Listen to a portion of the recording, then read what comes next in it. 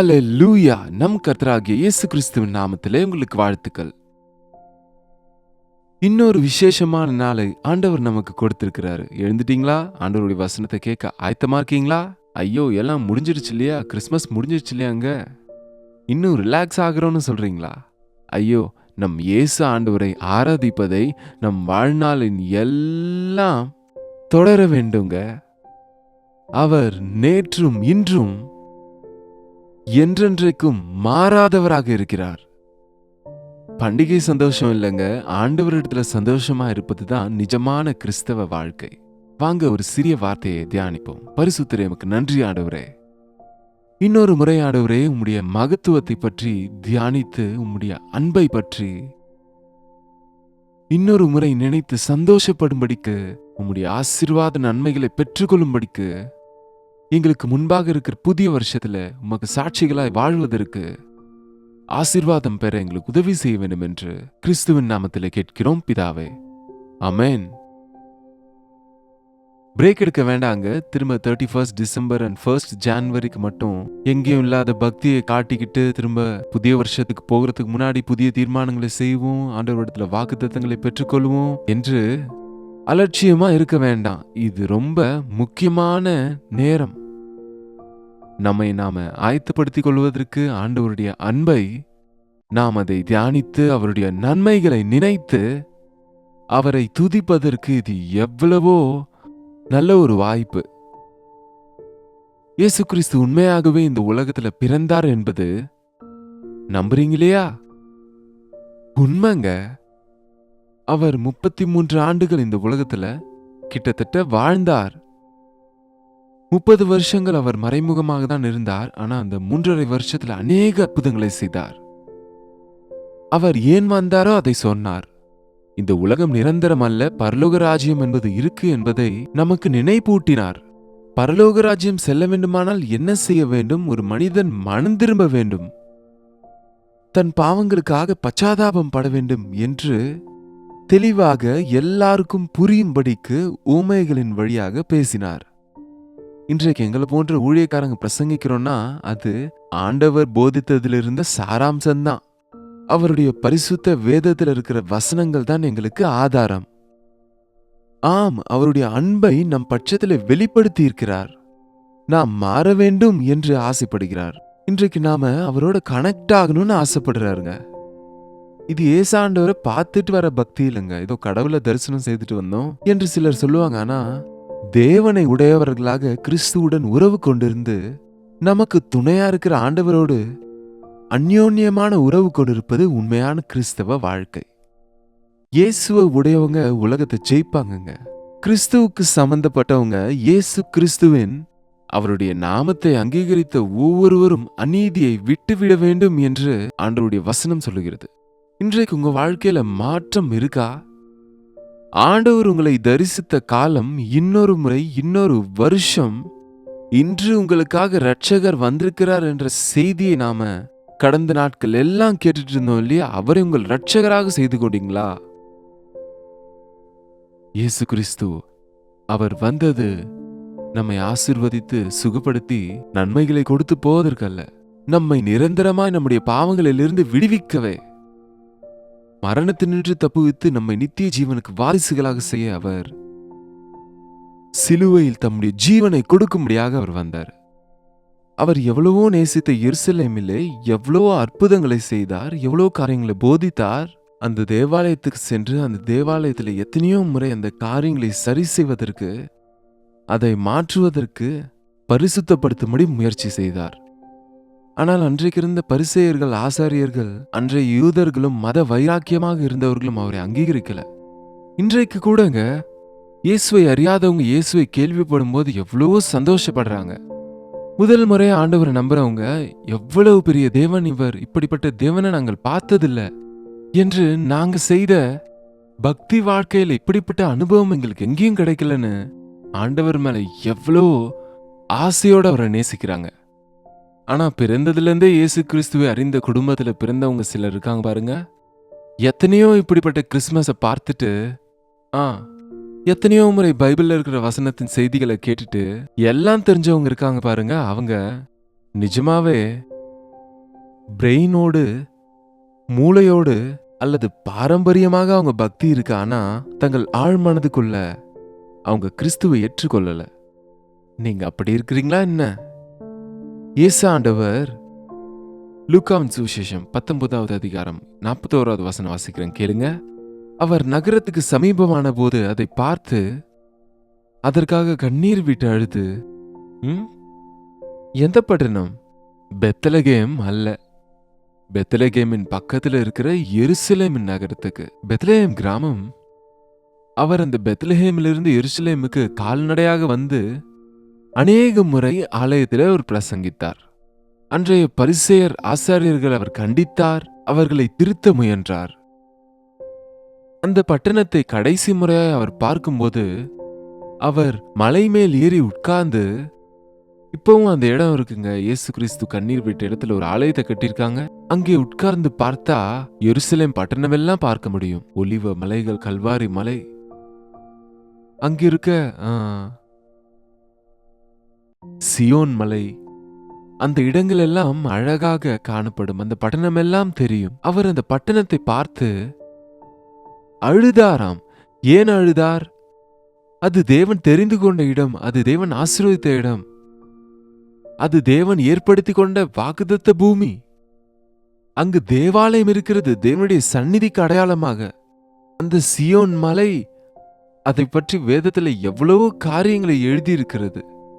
அப்படிப்பட்ட இடத்துல அங்கு அநியாய தீர்ப்பை பெற்று அவரை சிலுவையில் அறையப் போகிறார்கள் என்பது, அவரை ஏற்றுக்கொள்ளாமல் தள்ளிவிடுகிறார்கள் என்று அறிந்த போது ஆண்டவர் அங்கே உட்கார்ந்து அழுது, உனக்கு கிடைத்த இந்த நாளில் ஆகிலும் உன் சமாதானத்துக்கு ஏற்றவைகளை நீ அறிந்தாயானால் நலமாயிருக்கும். அட, கிறிஸ்துமஸ் முடிஞ்சிருச்சுன்னு சொல்றாங்க 25ஆம் தேதி. ஆனா சமாதானத்தை கொடுப்பதற்காக வந்தார். அவருக்கு பிரியமானவர்களுக்கு பூமியின் மேலே சமாதானம் என்று சொன்ன வார்த்தையை நீங்க நம்புறீங்களா? உங்க இருதயத்தில் அந்த சமாதானத்தை பெற்றீங்களா? பாவம் இருக்கிற இடத்துல சமாதானம் எங்கங்க? பாவத்தை அறிக்கையிட்டு விட்டு விடும்போது சமாதானத்தோட போ என்றார் ஆண்டவர். அவர் இடத்துல வந்த பாவிகளுக்கு சமாதானத்தை கொடுத்து அனுப்பினார். அவர்களை அவர் சுகப்படுத்தி அனுப்பினார். இன்றைக்கு ஆண்டவரை ஆராதிக்கிறோம் என்று சொல்கிற நாம உண்மையான சமாதானத்தை பெற்றோமா? இந்த வருஷ கடைசியில கூட அநேக கவலைகளோடு, பிரச்சனைகளோடு, மிஸ் அண்டர்ஸ்டாண்டிங்ஸோடு, சின்ன சின்ன விஷயங்களை பெரிதாக்கி கொண்டு, தேவாலயத்துல கூட போட்டி பொறாமைப்பட்டு சத்தம் போட்டுக்கொண்டு தவறான வார்த்தைகளை பேசிக்கொண்டு ஐயோ தேவனை துக்கப்படுத்துறோம் இல்லையா? பண்டிகையின் பெயர் சொல்லி கோப தாபங்களுக்கு இடம் கொடுக்கும் போது, பண்டிகையில தேவனுடைய ஆனந்தம் இல்லாமல் மனிதர்களுடைய சரீர உணர்ச்சிகளுக்காக கைகளையும் பறையும் தட்டி என்னென்னமோ செய்து தேவனை துக்கப்படுத்தும் போது அவர் அழமாட்டாரா? என்ன இவங்க என்னுடைய பிறப்பை செலிப்ரேட் பண்ணி கொள்றாங்க, இவங்க என்னை ஆராதிக்கிறவங்கள காணவில்லையே. அவர்களுடைய இருதயத்தை ஊற்றாமல் அவர்கள் சரீர உணர்வுகளோட எல்லாரை போல ஆர்ப்பாட்டம் செய்றாங்க. ஆனா விசுவாசிகளாக, ஆவிக்குரிய மனிதர்களாக உடைந்த நொறுங்கிய இருதயத்தோடு என்னை ஆராதிப்பதில்லையே என்று ஆண்டவர் பார்க்கும்போது எவ்வளவு துக்கப்படுறாரோ ஆண்டவர் இன்றைக்கு கூடங்க. சமாதானமான செய்தியை உங்களிடத்துல கொண்டு வந்திருக்கிறேன், நீங்க தான் அதை புரிந்து கொள்றதில்ல. இயேசு கிறிஸ்துவின் பிறப்பு பாவத்திலிருந்து நம்மை விடுவிக்கும்படிக்கு வந்தார். அவருக்கு இயேசு என்று பெயர் சூட்டு, ஏனென்றால் அவரே ஜனங்களை பாவங்களில் நின்று விடுவிப்பார், ரட்சிப்பார் என்று வசனம் சொல்லுகிறது. பாவத்திலே வாழ்ந்து கொண்டு கிறிஸ்தவன்னு சொல்றவங்க தேவனை துக்கப்படுத்துறது இல்லையா? உன் இஷ்டம் போல நீ வாழ்ந்து நானும் இயேசுவை ஏற்றுக்கொண்டேன் என்று சொல்லுவதால என்ன பிரயோஜனம்? உனக்காக சமாதான காரியங்களை கொண்டு வந்தேன், ஆனால் நீ தெரிந்து கொள்வதில்லை, புரிந்து கொள்வதில்லை, அங்கீகரிக்கிறதில்லை. 43வது வசனம் பார்த்தால், ஆண்டவர் உன்னை தரிசிக்கும் காலத்தை நீ அறியவில்லை. ஆண்டவர் உன்னை தரிசித்த காலத்தை நீ அறியாமல் இருக்கிறாய். இந்த வருஷ கடைசியில் ஆண்டவர் ஒரு சாய்ஸ் கொடுக்கிறார் நமக்கு. உனக்காக இரட்சகர் இருக்கிறார், உன்னை விமோச்சிக்கிறவர் இருக்கிறார் என்று இந்த கிறிஸ்துமஸ் நேரத்துல தேவன் தம்முடைய எச்சரிக்கையை கொடுத்திருக்கிறார் என்பதை உணர்ந்து சாதாரணமா செலிப்ரேட் பண்றோமோ என்னமோ. ஆனா என்னை ரட்சிக்கும்படி வந்த ஆண்டவரை என் தனிப்பட்ட வாழ்க்கையில இரட்சகராக நான் செய்து கொள்ள வேண்டும். என் பாவ கட்டுகளிலிருந்து நான் விடுதலை பெறணும், என் பலவீனங்களிலிருந்து சுகப்படணும். கிறிஸ்துவின் ரத்தத்துல நான் கழுவப்பட வேண்டும், எனக்கு முன்பாக இருக்கிற வருஷத்துல ஆசீர்வாதமான வாழ்க்கை வாழணும் என்று ஆசை இல்லாமல் இருக்கிற ஓ கிறிஸ்தவனே, பிரயோஜனம் இல்ல. உன்னை தரிசித்த காலத்திலே நீ என்னை அறியவில்லை. இதை எதற்காக ஆண்டவர் நம் வாழ்க்கையில மீண்டும் மீண்டும் செய்தியிலிருந்து நம்மிடத்தில் பேசுகிறார்? அவருடைய வசனத்தின் மூலமாய் நம்மை சந்திக்கிறார், அவர் எச்சரிக்கிறார். அவர் இது மனிதர்களின் வார்த்தை அல்ல.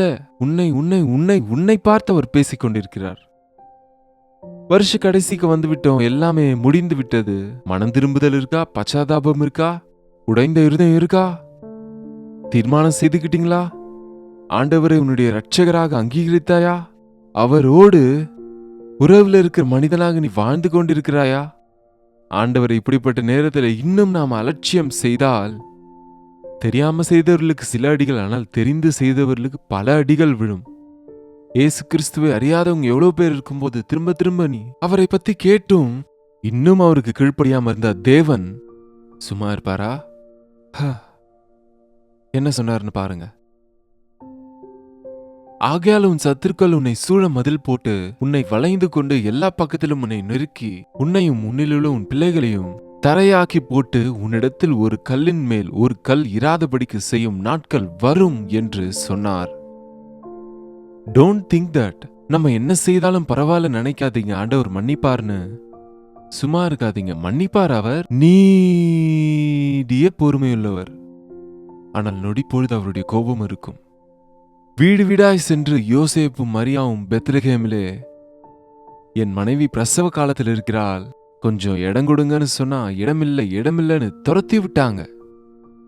சத்திரத்துக்கு போக வேண்டியிருந்தது. கடைசியில எத்தனை சொந்தக்காரங்க வீட்டுக்கு போனாங்களோ, எத்தனை தெரிஞ்சவங்க வீட்டுக்கு போனாங்களோ, எத்தனை பெரிய பெரிய வீடுகள் இந்த இடத்துக்கு போனாங்களோ என்னமோ தெரியாது. யாருமே இயேசு ஆண்டவரை சுமந்து கொண்டிருந்த மரியாதை சேர்க்கவில்லை. என்ன நடந்ததோ பாருங்க. ஏரோது ராஜா அந்த ஞானிகள் அவரை மோசம் செய்தார்கள் என்று அவன் தெரிந்து கொண்ட போது என்ன செய்தாரோ ஒரு முறை இதை வாசித்தா ரொம்ப வேதனையா இருக்கு. இந்த விஷயம் நிச்சயமா ஒரு எச்சரிக்கையா இருக்கு நம்மள அநேகருக்கு. இது ஆண்டவர் இல்லாத இடம் மரணம் இருக்குங்க. மத்தேயு 2:16 ஏரோது தான் சாஸ்திரிகளால் வஞ்சிக்கப்பட்டதை கண்டு மிகுந்த கோபம் அடைந்து தான் சாஸ்திரிகளிடத்தில் திட்டமாய் விசாரித்த காலத்தின்படியே அந்த கிராமத்திலே 2 வயதுக்குட்பட்ட எல்லா ஆண் பிள்ளைகள் எல்லாரையும் கொலை செய்தான். எல்லா வீடுகளிலும் அழுகை வந்ததுங்க. இயேசு கிறிஸ்து இல்லாத இடத்திலே அழுகைதான். லாசர் மரித்த போது மார்த்தா ஓடி வந்து, ஆண்டவரே நீர் இங்கே இருந்தீரானால் என் சகோதரன் பிழைத்திருப்பான். பின்பு மரியா வந்து சொன்ன விஷயம் அதுதான், ஆண்டவரே நீங்க இங்க இருந்திருந்தா என் சகோதரன் மரித்திருக்க மாட்டான். ஆம், என்னை விட்டவர்கள் மரணத்தை நேசிப்பார்கள் என்று ஆண்டவர் சொன்னார். நானே ஜீவன் வழியும் சத்தியமுமா இருக்கிறேன். இது ஒரு ஆப்ஷன் நினைக்காதீங்க. ஆண்டவரை அங்கீகரித்தால் என்ன இருக்கு, அங்கீகரிக்காமல் போனா என்ன இருக்குன்னு. ரட்சிக்கப்பட்டா என்ன, ரட்சிக்கப்படாம இருந்தா என்ன, ஆண்டவரை நம்பிக்கிட்டா என்ன, நம்பலனா என்ன, என் இஷ்டம் போல வாழ்ந்தால் என்ன, இல்லைன்னா என்னத்தை இழக்க போறோம் என்று அலட்சியமா இருந்துடாதீங்க. அநேக முறை ஆண்டவர் உன்னை தரிசிக்கிறார். 365 நாளும் ஆண்டவர் உன்னை தரிசித்துக் கொண்டே இருக்கிறார். ஒவ்வொரு நிமிஷமும் உன் மனசாட்சியின் மூலமாய் உன்னை எச்சரிக்கிறார். அநேக சந்தர்ப்பங்களிலே பரிசுத்த ஆவியானவர் உன்னை ஒத்துக்கொள்ளும்படி அழைக்கிறார். உன் நடத்தை சரியில்லை, உன் பழக்க வழக்கம் சரியில்லை, உன் வாழ்க்கை சரியில்லை, நீ தேவனுக்கு பிரியமானவனா இல்லை என்ற விஷயத்தை அறிந்துதான் நீ இதெல்லாம் செய்து கொண்டிருக்கிறாய். அங்கீகரிக்கிறதில்லை.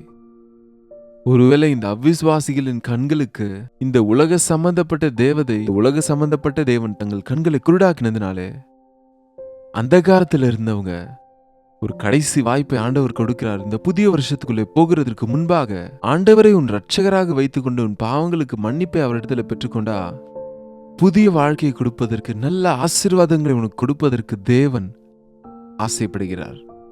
நம் ஒவ்வொருவரையும் ஆண்டவர் எவ்வளவோ நேசித்தார். தம் ஜீவனை கொடுக்கும் அளவுக்கு நேசித்தார். யார் ஒருவரும் அழிவதை விருப்பமில்லாத ஆண்டவர் சீக்கிரத்துல ராஜாதி ராஜாவாக வருகிறார். அலட்சியமா இருந்தா சரீர மரணம் மட்டுமல்ல, பயங்கரமான அந்த நெருப்பு குவியலோடு இருக்கிற அந்த நரகத்திலே தள்ளப்படுவோம். அங்கே இரண்டாவது மரணம் இருக்கும். அது நிலையான மரணம். அங்கே அக்கினி அவியாது, புழு என்பது சாகாது. அந்த பயங்கரமான நரகத்திலிருந்து தப்புவிக்கும்படியாக ஆண்டவர் ஜீவாதிபதியாக அவர் இந்த உலகத்துக்கு வந்தார் என்ற விஷயத்தை நாம் அறிந்து நம் வாழ்க்கையை அவருக்கு ஒப்பு கொடுப்போம். ஜெபிப்போம். பரிசுத்தரே, அன்பான தகப்பனே, இந்த காலை நேரத்துல இன்னும் அலட்சியமாக இருக்கிற ஒவ்வொருவரையும் நீங்க தரிசிங்கப்பா. எல்லாம் தனக்கு தானே நடந்து கொண்டு இருக்குன்னு, நாங்க நன்றாதான் இருக்கிறோம், புதிய வருஷத்துல பிரவேசிப்போம் என்று அலட்சியமாக இருந்து உம்முடைய உக்கிரத்துக்கு ஆளாகாமல், சத்துருக்களின் கைகளிலே சிக்காமல், யாரை விழுங்கலாம் என்று கர்ஜிக்கிற சிங்கத்தைப் போல சுற்றித் திரிகிற பிசாசு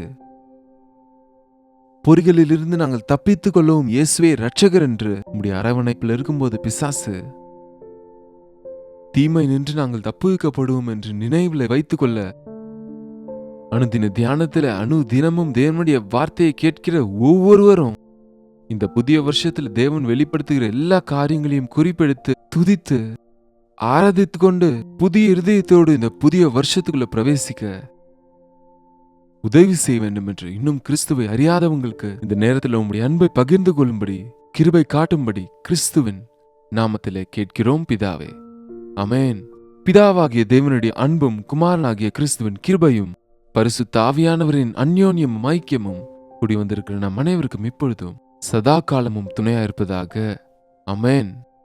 தேவனுக்கு ஸ்தோத்திரம். உங்கள் ஜெப விண்ணப்பங்களுக்கு 8939801334 நம்பருக்கு நீங்க எந்த தேசத்திலிருந்து பார்த்து கொண்டிருந்தாலும் ஒரு டெக்ஸ்ட் அல்லது வாய்ஸ் மெசேஜ் மூலம் அனுப்புங்க. நாங்க உங்களுக்காக தொடர்ந்து ஜெபிச்சிட்டு இருக்கோம். கர்த்தருக்கு சித்தமானால் நாளை சந்திப்போம். அதுவரை கர்த்தருடைய கிருபை உங்களுக்கு துணையா இருப்பதாக.